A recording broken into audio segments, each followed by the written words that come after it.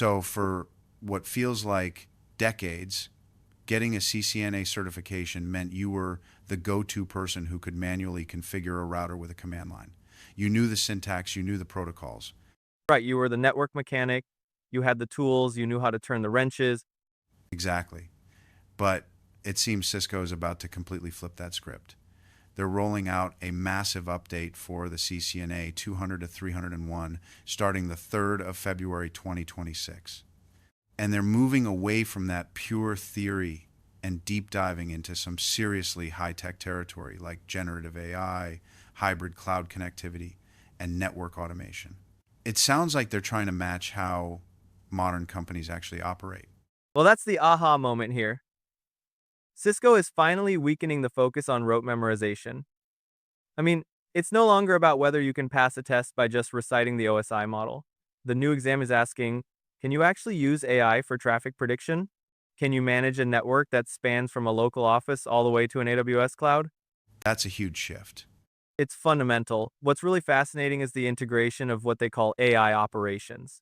We're seeing a change where even a junior level engineer is now expected to use machine learning tools for fault prediction. The question is no longer just, is the cable plugged in? It's now, what is the AI telling me about the congestion pattern we can expect for next Tuesday?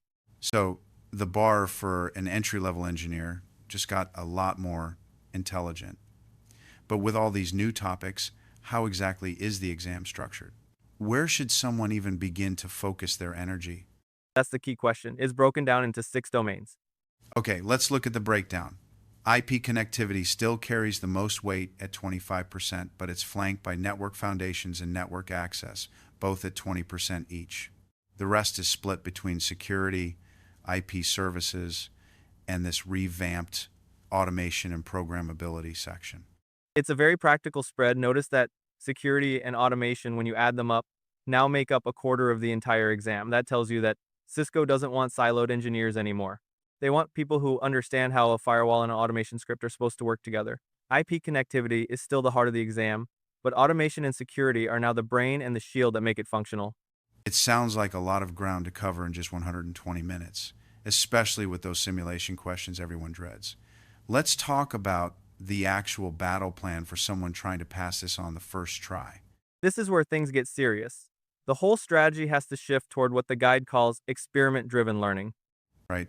You've got 120 minutes to handle about 90 to 100 questions. And a huge chunk of those are now simulations, real configuration, and troubleshooting tasks in a virtual environment. And this is where most people trip up. You need a score of 825 out of 1,000 to pass. That bar is high for a reason. Cisco wants to ensure that when you get hired, you won't freeze up when a VLAN fails or an OSPF neighbor doesn't establish. If you can't lab it, you don't know it. The 2026 exam is basically a 1-2-0-minute hands-on audition for a job, not just a multiple choice quiz. That makes sense. And here's the other aha moment from the guide.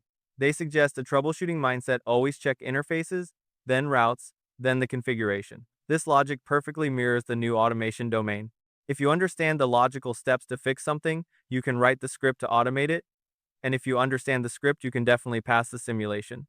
It's a closed loop. Exactly. It's about building a system, not just memorizing a list, which I guess is what makes this new certification so valuable. So if you had to boil it down, what are the absolute must-know takeaways for someone looking at the 2026 CCNA? I'd say there are 4 critical points. First is the AI pivot. The exam now explicitly tests for AI-driven operations and traffic prediction. Second, hands-on priority. The focus on simulations and that 825-point passing score means paper. Only learners are going to struggle.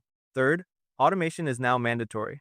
Knowing the command line isn't enough. You need to understand APIs, JSON, and tools like Ansible. And finally, it's a security and cloud-first world.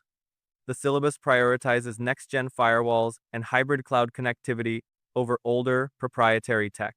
So the future of networking isn't just about keeping the lights on.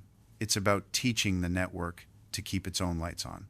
That's the perfect way to put it. You're not just a configurator anymore. You're a digital network operator.